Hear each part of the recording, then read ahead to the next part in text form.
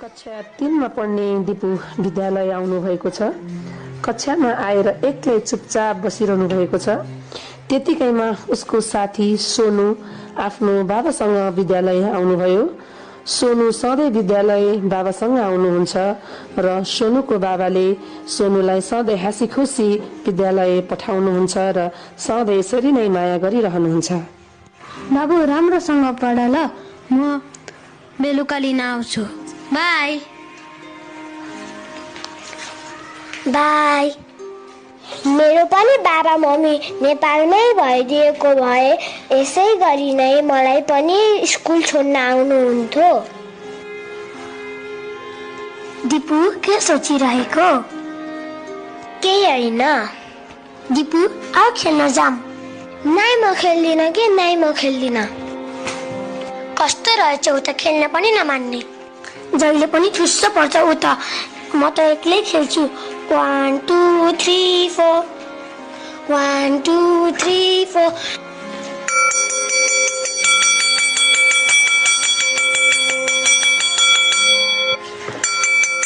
अब त घन्टी पनि बज्यो, क्लासमा जानु पर्यो।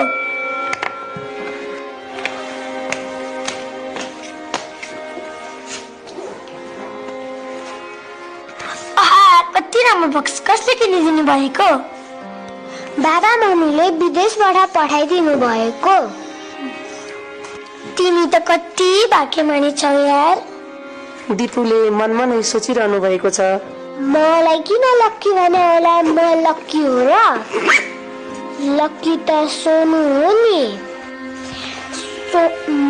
सोनु सधैँ बाबा मम्मीसँग बस्छ, स्कुल सँगै हात समाएर आउँछ।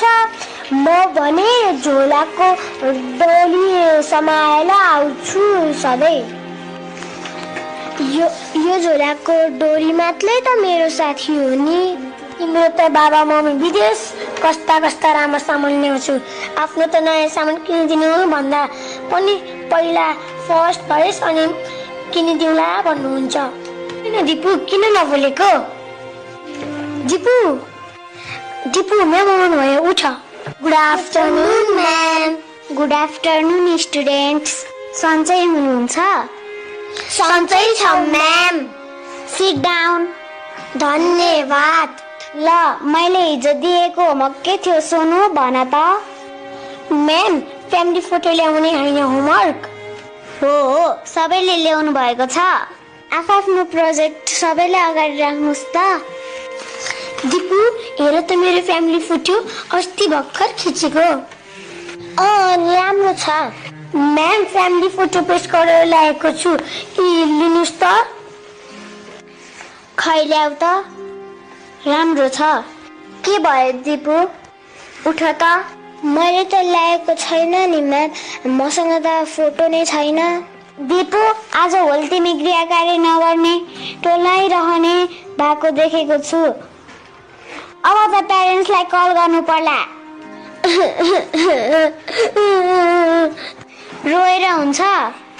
म्याम, दिपुको बाबा मम्मी धेरै भइसक्यो विदेश जानु भएको, फोटो पनि खिचेको छैन रे। सानो बेलाको मात्र छ रे, त्यही भएर गृह कार्य नगरेको हो रे। हो र दिपु, त्यसो भए ठिकै छ। तर गृह कार्य पुरा गर है, पुरानो फोटो राखेर भए पनि। हुन्छ म्याम। आज हामी सेरोफेरोमा र मेरो परिवारको पाठ पढाउन गइरहेको छु। सबैले ध्यान दिएर सुन्नुहोस् ल। हेर्नुहोस् त, यो बाबाको फोटो, यो मम्मीको फोटो र यो दादा दिदीको फोटो। यो एउटा परिवार हो। बुझ्नुभयो सबैले? बुझ्यौँ म्याम।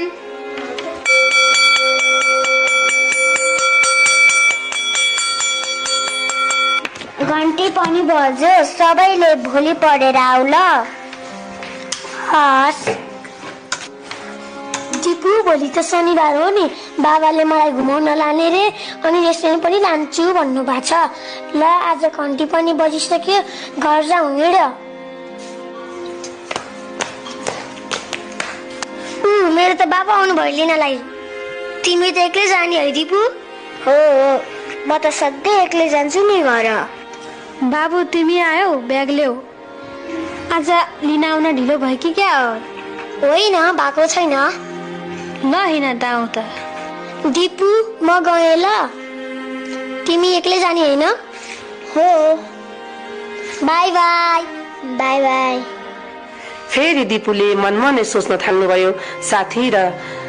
साथीको बाबा देखेपछि उसको मनमा फेरि सोच्ने कुराहरू धेरै खेल्न थाल्यो। मेरो परिवार त छ नि, तर उहाँहरूको न्यानो स्पर्श नै छैन।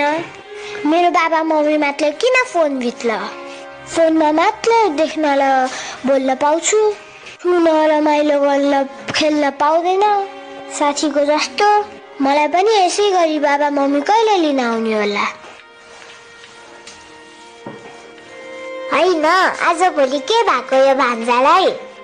मान्छे सानो रिस कडा हुँदै गएको छ। होइन, के भयो? किन हल्ला गरेको? सोध्नुहोस् न आफ्नो भान्जालाई के भयो भनेर। भान्जा यहाँ आऊ त, के भयो मेरो प्यारो भान्जालाई? मामा, मेरो बाबा मम्मी कहिले आउनुहुन्छ? खै बाबु, अस्ति फोन गर्दाखेरि छिट्टै आउँछु भन्दै हुनुहुन्थ्यो। त्यो छिट्टै कहिले आउँछ मामा? आउनुहुन्छ, पख न। अर्काको छोराछोरी जति माया गरेर राखे पनि हुँदैन, आफ्नो बाउआमै चाहिन्छ। हे भगवान, त्यसो नभन न। तिम्रो हाम्रो छोराछोरी पनि यस्तै हुन्छन्। कहाँ बाबुआमा जस्तो हुन्छ त अरू? बुझ्नुपर्छ हामीले। स्कुलबाट आएदेखि सधैँ रिसाउने, खाने बेला नखाने, घुम्न जाऊ भन्दा नजाने। मैले त सकिनँ दा भान्जालाई। सानै छन्, के गर्नु? दिदी भिनाजीले जिम्मा लगाएर गएका छन्, के गर्नु? मामा, मम्मी बाबालाई फोन गरिदिनु न, म कुरा गर्छु। ल पख भान्जा, म फोन लगाइदिन्छु। लिऊ फोन, राम्रोसँग कुरा गरौँ मम्मी बाबासँग। हेलो बाबा मम्मी। फोन भित्रको बाबा मम्मी? हजुरहरू सधैँभरि फोन भित्रै हो यसै गरी? कहिले आउनुहुन्छ यहाँ? बाबु, मेरो सानो राजा, त्यसो नभन न। अब छिट्टै आउँला हामी। बाबु, तिमीलाई मोबाइल पठाइदिएका छौँ है। राम्रोसँग पढ्नु, राम्रोसँग माइजूले भनेको मान्नु है बाबु। हामी छिट्टै आउँला। त छिट्टै कहिले हो? यहाँ म सधैँ एक्लै बस्ने हो। बाबु, त्यसरी नरिसाउ न। यहाँ पनि त हाम्रो काम छ, हाम्रो बाध्यता छ, तिमीले बुझ्नुपर्छ। ल, हाम्रो यहाँ ड्युटी बेलाको भइसकेछ, ड्युटी जानुपर्ने बेला भइसकेछ, के गर्ने होला? बाबु, अहिले हामीले राख्यौँ ल, हामीको काम छ, हामी बिजी छौँ। ल बाबु है, बाई बाबु, बाई। मोबाइल पठाइदिउँला है बाबु। कहिले आउँछ त छिट्टै दिन? कहिले आउँछ त छिट्टै दिन? बाबाको काखमा बस्ने, साथीहरूले जस्तै घुम्न जाने। कहिले पुरा हुन्छ सपना मेरो, कसले बुझ्छ भावना मेरो, कसले बुझ्छ भावना मेरो। मोबाइल होइन माया चाहिन्छ, फोनभित्र बोल्ने बामा होइन।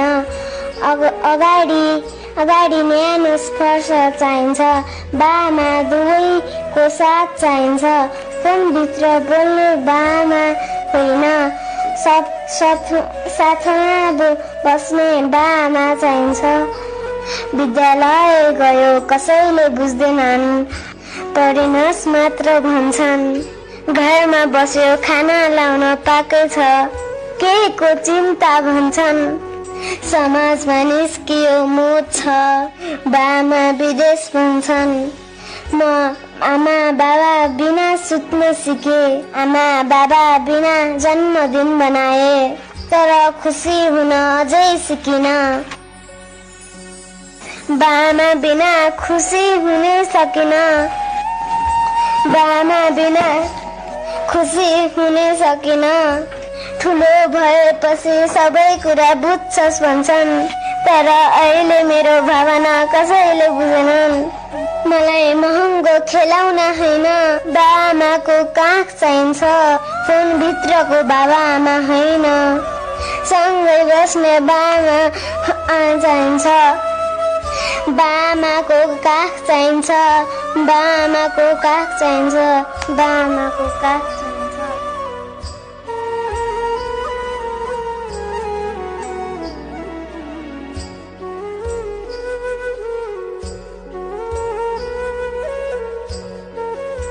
मामा